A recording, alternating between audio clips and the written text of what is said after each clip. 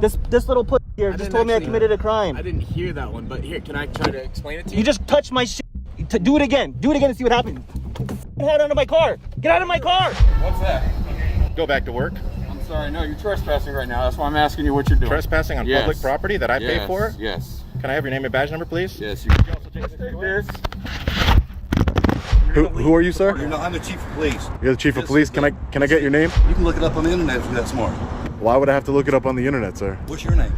Where's the professionalism? What's your name? How messed up is our justice system when the people paid to uphold the law don't even understand the basics of the Constitution? Today, we're looking at 4 shocking cases where public servants let their massive egos completely override citizens' rights, and the exact moments their power trips completely backfire. What's going on? Not much. You mind if I get your name and badge number, sir? Oh, you're one of those. Oh, just asking you who you are? Long Island Audit? Have you heard of that? Yes, Long Island. Cool, man. Cool. First up, in June of 2024, journalist Sean Paul Reyes, known online as Long Island Audit, stepped onto public property at the Madison County Service Center. He was just trying to document the facility, but a paranoid government worker immediately panicked and called the cops. You were just videotaping my car. Which one's your car? Well, may I help you with anything? Do you work here at this building? Who are you, ma'am? Do you work here in this building? Who are you, ma'am? I'm asking you a question. I'm asking you one as well, ma'am. Who are you? I'll talk to security. Hey, how are you? What's up, bro, man? What's going on? Not much. You mind if I get your name and badge number, sir? Oh, you're one of those. Oh, just asking you who you are? Deputy Simmons. Deputy Simmons. Yeah. What does one of those mean? One of the blogger guys. Blogger guys? Just by me asking, do people not ask you your name and badge number? I'm looking in the windows. I'm not going to get into all that with you. So are we done here? Okay, great. Thank you. When Deputy Simmons arrived, his ego took over right away. He casually mocked Sean for filming, threw out a defensive comment, and tried to claim a wide-open public sidewalk was somehow a restricted area. Now, Sean didn't take the disrespect lightly, and the two exchanged a pretty intense earful before Sean walked inside. Back in here is restricted area because that's where they got the parking. No, it's not. The things No, it's not. for the parking. No, it's not. Okay, you're one of those. Have a It's good just day. not a restricted area. By me telling you something's not restricted, that's being one of those. That's what being one of those, deputy. That's ridiculous. So by you telling me a restricted area is non-restricted area is restricted, are you one of those? Are you one of those? You're one of those, aren't you, deputy? Inside the service center, the tension just kept building as entitled employees started complaining about the camera. Honestly, you'd expect the deputy to march back in and violently escalate things, but instead, he had a sudden change of heart and did something you almost never see in law enforcement.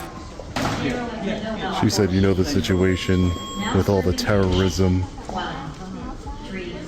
9 at window TA6. Oh, okay. Now serving A. 0. They do that. 9 at window L9. Come out and tell them Now to get off the serving property R. and all that kind of 1. stuff. Because they're not doing 5 that. at window L23. A situation to have on. No, they're just trying to see if they're going to get told to leave property that's public property. They're not doing nothing illegal. Okay. But he knows what he's doing. The only thing like in here, like he would know that they can't fill the computers and stuff like that because that's private information. But public building stuff they can fill all their own. It's not illegal. No, he's good. He's good. Yeah, no, he's good. He's 9 at window L19. Simmons came back looking like a completely transformed person. And look, before he even realized Sean was a famous YouTuber with millions of views, he openly swallowed his pride, walked up to Sean, and genuinely apologized for being so rude earlier. Thank you, sir. You know that, right? Right. About filming computers. Right. I'm not here to get any. If there's any private information, that's not my goal here. But no, I appreciate you letting them know and de-escalating the situation. I don't want to get into any conflict. I want people to be educated on our rights and respect our rights. That's what I want. When I walked up, I was just being not trying to be facetious. I was kind of trying to joke with yourself. Oh, you're one of those, just being a blogger and stuff like that. Right. Yeah, I just any law enforcement. It's not meant to harass anybody. I just ask people for their name and badge number as a public servant. That's it. Simmons, Randy Simmons. Sean. Nice to meet you, Sean. Nice to meet you. I think I've seen you on Facebook before. Really, Sean? Yeah, I think so. Long Island audit. Have you heard of that? Yes, Long Island. Cool, man. Cool. Yeah, I try to treat everybody with respect. If you've seen any of my videos, I treat public servants with respect. I want to be treated with respect as well. That's it. Yeah. I want my rights to be respected, and for law enforcement, uphold their oath, and that's it. Promoting transparency in government, and that's all I'm about. While most officers double down on their mistakes, Deputy Simmons actually thought about his actions and chose accountability over ego. On top of that, he even stood up for Sean, defending his right to film against the complaints of his own co-workers. Sean was incredibly impressed, and the two ended up sharing a long, respectful conversation. There was no... Okay, yeah, no problem. I mean, listen, it wasn't a big deal. I've been treated far worse than that. That's nothing, you know. Well, my partner was in here by himself, and that's why I got to go by. Right. Yeah, no, I get it. Is there a lot of crime here at the licensing service? No, every now and then. Because I've been around the entire country. I've never seen a metal detector. Is there a court in here? Yeah. Probate court. Oh, okay. So that's where they do a lot of the mental health This stuff. is a courtroom. Okay. This has. You know, by Alabama constitutional law, we have to have law enforcement where there's a judge, right? That makes sense. And then it's a lot going on. Right. And you come in on a good day. I mean, it's really slow. Okay. Normally it's busier than this. Sean, it's usually standing room only. Wow. Yeah, it's unbelievably busy in here. That's crazy. Yeah, it's crazy in here. Well, you know, I really appreciate the fact that, like, when they said, "Oh, you know, he's just trying to antagonize us for reaction," you told him, "No. He's just here. He's a journalist exercising his rights." I appreciate that because some people don't get. There are people who, just like they're in law enforcement, they're citizens who just want to be difficult. But at the end of the day, this is about bridging the gap between law enforcement and the public. For me. After a highly positive encounter, the deputy politely took his leave, and Sean finished recording the remaining public spaces before successfully wrapping up his audit. But things are about to change. This next First Amendment audit takes a seriously dark turn when one aggressive constable completely snaps, blows right past his partner's warnings, and executes a shocking, lawless arrest. This little pussy here just told me I committed a crime. I didn't hear that one, but here, can I try to explain it to you? You just touched my shit. Do it again. Do it again and see what happens. It was June of 2023. A Canadian journalist was sitting peacefully in a public parking lot, just exercising his right to record. But the peace was instantly broken when Constable Andrew Smith marched right up to his window, aggressive and demanding.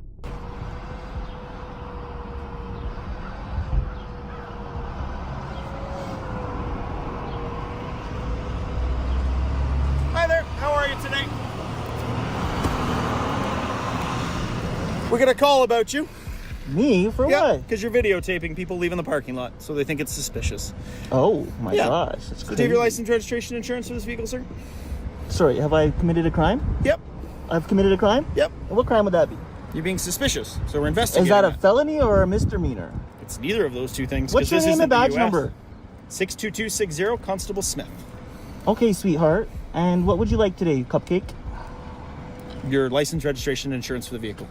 No, not gonna happen. It is gonna happen. Okay. The officer claimed that looking suspicious by recording vehicles leaving the parking lot was somehow a crime. Now, when the auditor pushed back, pointing out that suspicious isn't a legal charge, the officer completely doubled down, demanding his ID. But look, the journalist knew his rights under the Canadian Charter of Rights and Freedoms. He repeatedly stated he'd committed 0 crimes and had no legal reason to hand over his identification. Now, you'd expect a professional officer to pause and actually think about the law, but Smith completely refused to take no for an answer, turning a minor standoff into a dangerous trap. Okay. You tell yourself that. You can leave me alone, man. I'm here absolutely doing nothing wrong. You've been called in as a suspicious person, so I haven't. Have I committed any crime? I don't know. Well, you don't. Well, when you figure that out, you let me know, okay? Okay. License, registration, insurance, please. Absolutely not. So the problem is now you've been called in, so we have to do an investigation. Yeah, you do your investigation, sir. I'm not stopping you from that. You can do that. What's your name and badge number? Constable Neufeld, regimental number 6. All right. So as your officer just explained, he said because I'm filming, That's which is my constitutional Canadian Charter of Rights, constitutional. I'm engaged in a constitutional activity. He cannot deem this a crime. If he wants to take it there and escalate it, you absolutely can. But this little cupcake right here ain't gonna do shit. Desperate to dominate the interaction, Constable Smith went completely hands-on. A second officer on the scene, Constable Newfield, actually stepped forward and tried his best to de-escalate and diffuse his partner's anger. But Smith wasn't having it. In an act of pure frustration, he reached directly inside the citizen's car without a warrant, sparking a furious verbal explosion. See, I rolled down my window to talk to you to let you know that I mean no ill will or no harm. That's it. But you know what? If he's gonna escalate it, then I'm not gonna be fucking nice to you. But he hasn't. Like He has. He just told me that I've committed a crime. No, I don't. This little pussy here just told me I committed a crime. I didn't hear that one, but here, can I try to explain it to you? You just touched my shit. Do it again. Do it again and see what happens. Get the fucking hand out of my car. Get out of my car. Get out of my car. It's on video. It's on video. You put your hand in my car. Step out of your vehicle. I can't step out. Okay, well, you're under arrest for obstruction. Nope. Get out of here, man. Don't fucking touch me. Get the fuck out of here. I didn't commit no crime, puss. Under arrest. I don't give a fuck. You can't obstruct me. I didn't do nothing. Get the fuck out of here. You got in my. You put your hand in my car without a fucking warrant. You fucking idiot. You're Fuck under you. arrest. Just like that, Constable Smith's ego completely overrode the law. He violently grabbed the camera, reached through the window, and forcefully placed the auditor under a completely illegal arrest for obstruction. In the end, the auditor was hauled away to the local police station, only to be released without a single charge pinned against him. And shockingly, the department just swept the entire assault under the rug, meaning Constable Smith faced absolutely zero accountability for his actions. If you think a lawless arrest in a parking lot is bad, wait until you see how an entire shift of officers reacted when their colleague got caught conducting a textbook illegal detention in Texas. Go back to work. I'm sorry, no, you're trespassing right now. That's why I'm asking you what you're doing. Trespassing on Yes. public property that I pay for? Yes. Can I have your name and badge number, please? Yes. It was October 14th, 2020. Journalist Barry Dave was out conducting a First Amendment audit, peacefully recording police vehicles as he moved through the South Padre Island Police Department's parking lot. Suddenly, Officer David Laird aggressively marched up to confront him.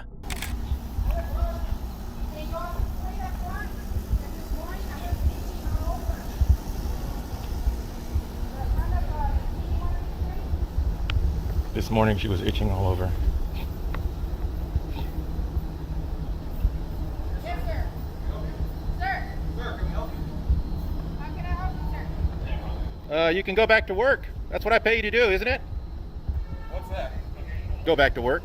I'm sorry, no, you're trespassing right now. That's why I'm asking you what you're doing. Trespassing on Yes. public property that I pay Yes. for? Yes. Can I have your name and badge number, please? Yes. You can also take this. Officer Laird immediately escalated the situation. He demanded ID, claimed the public lot was private property, and threatened an arrest for failure to identify, which, by the way, is completely illegal as a primary charge. Now, Barry had no clue why he was being targeted, but Laird refused to listen to logic and slapped handcuffs on him without any valid legal reason. Please? Yes. You can take this. We find out who you are. Okay. So what is it you're doing back here? Hey guys. Your phone is perfectly fine. Hey and guys, it's on still. See that? go ahead and call Step Stop over podcast, here. please. We're talking to you. So step over here and tell us what you're doing back here. This is private property, and that's why we're asking you. How can a police department be private Do property? you have an ID with you? How can a police department be You have an private ID property? with you, sir. Ma'am, did you turn my phone off? You got a, That's a violation of my First Amendment. At this point, the cops had already made several major violations of Barry's rights. Officer Laird began physically pushing him around the vehicles and barking questions, honestly just making the department's legal liability worse by the second. What's your full name and have a date of birth? supervisor? What's your full name and date of birth? Can I please talk to a supervisor? What's your full name and date of birth? You guys are working on getting a lawsuit. Can you So please- listen, you're fixing to be arrested for failure to ID if you don't identify yourself. That's a secondary charge. What's the Do primary you understand? charge? What's the Do primary you charge? understand? What's the primary charge, sir? What is your name and date of birth? Sir, what's the primary charge? You are being detained I'm right not going to now. answer anything. If I'm detained, then I don't have to talk to you. I like my lawyer, please. Thank you. And if I'm not detained, I'm free to go. What is your name and date of birth then? I like my attorney, Pat him please. down, make sure he doesn't have any weapons on him. Driven by pure ego, Laird instructed his fellow officers to execute an illegal search of Barry's pockets. But just as the tyranny reached its peak, a sergeant stepped out from the station. Now, you'd expect the supervisor to back his men here, but instead, Laird was about to get a massive wake-up call. He's back here walking by the units recording. He He's just reported. Yeah. So he's just detained right now. I'll cut him loose. I don't mind, but. First Amendment right, sir? Huh? Yeah, he's one of those. Anything I can see in Yeah, that's fine with me. No signs restricting me from coming back here, sir. Excuse me, sir. You the supervisor? So. You guys gonna let me go now? Yeah, we'll let you go. Let's take him and walk him over there. Please make sure my phone is still on. If you turn off my phone, I'll be filing a lawsuit against you for violating my First Amendment rights. That phone Let's is take him my over. record. Cuffs off. Can you please get my phone first? I want my phone to record this. What do you need him? That is my I official said let's record. You walk him cannot over. interfere with my First Amendment right. Please bring my phone back. I don't know who that was. Please record them taking my cuffs off. Ma'am? Please record them taking my handcuffs off. Realizing his officers had conducted a completely illegal arrest on camera, the sergeant instantly ordered Barry's immediate release. Just like that, Barry was completely free, and he turned right back around to confront the tyrant officer who had just violated his rights. Yet, despite being completely in the wrong, Laird showed absolutely zero remorse and refused to apologize. You gonna calm the fuck down next time? Oh, I'm very calm. I'm always calm. You ran up and grabbed me, threw handcuffs on me for a First Amendment. I don't know what you're back here for. You just got yourself in a world of shit. Go ahead. You don't need to know what I'm back here for. What did I do, sir? What was your reasonable, articulable suspicion that I had committed a crime, was about to commit a crime, or had just committed a crime? You're standing around walking back here recording us in our unit. Oh, so that's against the law? Recording you is against the law. Did you hear that, guys? This was Officer, sorry, what's your name and badge number? David Laird. Sorry? David Laird. Good, I'm going to get to know it very well. Okay. You'll be listed in the lawsuit. You have that card for that other one? Yeah. You're still up there in the front? Yeah. They're already starting to cover up. I need everyone's badge. I need no, I'm pretty long for you today. That's all we need fences back here. You have your card? Or the card? Yeah. No, they're waiting over here so I can go to them. Oh, yes, sir. Did you take the picture? I got the photos. Instead, Officer Laird calmly walked away and retreated inside the station, trying to act like nothing had even happened. But Barry wasn't about to let them off the hook so easily. He followed the retreating cops directly to the station doors, loudly demanding accountability. I need the lieutenant out here, or I need the chief of police out here. You guys are not just going to walk away from this. I'm sorry. That officer fucked up big time. Where is he? Where's he or she? Sir, you look like a sergeant. Can you please come over here and talk to me? They're running away, guys, like a bunch of scared rats, because they know they just stepped in it big time. Now they're just completely ignoring me. You guys are going to pay a lot for this. The city of South Padre Island is going to have to pay for this. Who's coming out to talk to me? Who's coming out to talk to me? They're all trying to ignore me, you guys. They're all trying to ignore me. They know they just stepped in it big time. Who's coming out to talk to me, sir? What? Who's coming out to talk to me? I don't know, man. I just got here. Okay, well, you just got here. Now you're in it too. Name and badge number. You should have stopped that officer. I warned him. I warned him that he was fucking up. 5'9". Yeah. Shockingly, the entire shift just hid behind locked doors. No one came out to speak with him, acting way too entitled to face the citizen they had just wrongfully detained. In the end, Barry chose not to let the corruption slide and officially filed a major lawsuit against Officer David Laird and the city. This next auditor refused to hand over his ID inside a public building, and the chief of police completely lost his temper, bypassing proper protocol to execute an entirely unlawful banishment. Yes, I went with the press. Let me see your ID. No, I'm not showing you ID. I'm not showing you any Get out ID, my sir. building. Your warrant shows. Get out, you bill. The incident took place in Pooler, Georgia. Journalist Sean Paul Reyes was conducting a First Amendment audit at the local city hall and police station. Now, initially, the experience was entirely positive. Security at the city hall entrance was incredibly cooperative, even allowing Sean to pass through checkpoints with zero issues. Hey, how you guys doing? I'm here to see the city clerk. Oh, she's probably going to lunch. Let me give her a call here real quick. Hey, Callie. Hey, Precious. Who are you? I'm just want to see the city clerk. Somebody down here wants to see. She's coming down to you. Oh, okay, great. Hi, ma'am. How are you? Hey, are you looking for the city clerk? Yeah, I'm looking to do an open records request. Okay. Do you want to do it verbally or do you want to fill out the form? I want to fill out a form. Okay, sure. You want to come with me? Sure. Okay. But all that professionalism completely ended the moment Sean stepped toward the police department. An aggressive sergeant approached him in the open parking lot, demanding his ID simply because recording the area made employees feel uncomfortable. Okay. No, I don't need any help. Yeah, you're in an employee parking lot. It's not a secure area. It's an employee parking lot, and you're not an employee. This is. And you're making employees feel uncomfortable. Sorry, when they walk inside the building. So. This parking lot is not a secured area. Okay. It's public property. Okay. It might be only for employee parking. I'm not parking in here. My car is not parked in here. I'm an independent journalist. I'm working on a story. Well, this is for employees. You're not an employee, and you're making It's employees parking, listen sir. to me. You're making our employees feel uncomfortable when they come in and out from their vehicles. So that's where the problem is. I understand what I don't understand what you're saying, because how would I make somebody feel uncomfortable? I don't understand. Because you're not an employee, and you're an employee parking lot, and you're making the employees feel uncomfortable. Female employees. The sergeant clearly had no grasp of Georgia state law. Under the First Amendment, recording public servants in plain view is a constitutionally protected act. But instead of de-escalating, the department's top boss came charging out to make matters significantly worse. Suspicion is not a crime. Let me see your driver's license, please, or an ID. Sir, I don't have a legal obligation to give you a driver's license or an ID, sir. I don't understand. Am I being detained? No, you're not being detained. You keep on walking. Okay. If I'm not being detained, I'm going to continue about my business, sir. I'm going to do it here. I'm an independent journalist. You're Who are you, sir? I'm the chief of police. You're the chief of police. Can I get your name? You can look it up on the internet if you're that smart.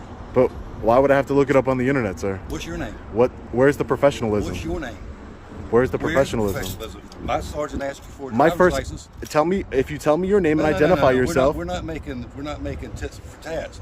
This is the employee parking lot. You're not an employee.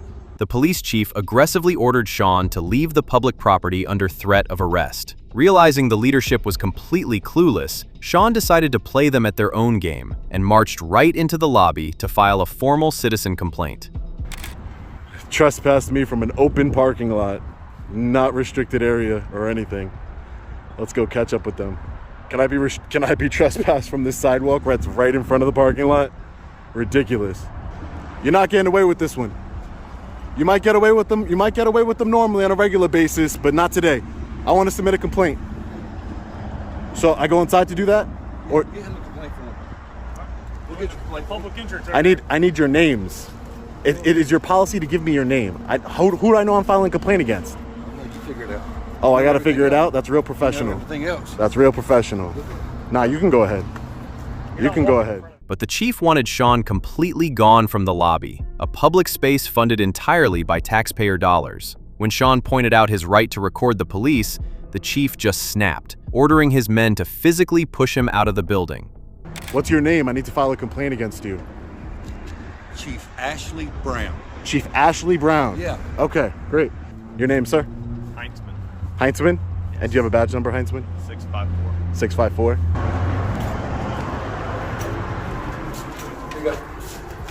You fill it out. You don't need to. I can fill it out here. No. Yes. This is a public lobby. You're going to kick me out of a public lobby too, Chief? Go fill it out then. All right, wanna thank fill it you. out? Excuse me. You need to borrow your pen too, or? Excuse me. You can't record while you're in here. Why can't I record while I'm in here? I have a constitutional right to film the police in the course of their duty, sir. Is this department so uneducated and so inept at their job that it must be from the top down? Because your sergeant doesn't know when he can legally identify somebody, and you're telling me I can't film in a police lobby? In a desperate attempt to save face, the sergeant actually tried to claim that passing through the front doors of a public police station magically turned the lobby into private property. Will you guys allow me to do it here? I don't understand what's the big deal. Not if you're recording. But where's the signs that says I can't record in here? Where's the law? We don't have to have signs. You sure do. This is a constitutionally protected activity. That's what this is. As soon as you pass through that doorway, you're now private property. It's public property. There's sensitive information in both these windows that can be called on video, so you can't record in there. Okay, yeah. All right. Sure thing. The officers aggressively refused to accept the paperwork properly, showing a total lack of accountability. But Sean's message resonated loudly with the community, exposing a department where tyranny runs straight from the top down. Yep, so what I'm requesting is all police department employees' names, titles, and salaries. Okay. Can I get a copy of that too? It'll be sent to who does our open records request. And you didn't finish filling the form out. requires an address at the top. No, I don't have to put an address. Your complaint not going to be accepted. You didn't fill the form out correctly. No, that's not how it works. Bring the chief out here. Is how it You're works. allowed to do an anonymous complaint. Okay. You did not make it anonymous? It doesn't matter. It doesn't matter. Okay, well, I'm going to tell you that the complaint's not valid. It doesn't matter. I Because want you to speak didn't to the fill it chief. out. No. I want to speak to the The chief. chief's not here. You got me. I'm the one accepting the complaint. You're accepting the complaint on yourself. Okay, well, I'm going to tell you that you didn't fill the form out correctly. So You can submit a complaint anonymously. let me explain to you how it's something simple here. Anonymous would mean you didn't put your name and phone number, so you took the anonymous part It out. doesn't matter. Okay, whatever. So, which of these 4 cases do you think displayed the most shocking abuse of authority? Let me know your thoughts in the comment section below. Don't forget to hit that subscribe button to support independent journalism. Stay safe, and we'll see you in the next breakdown.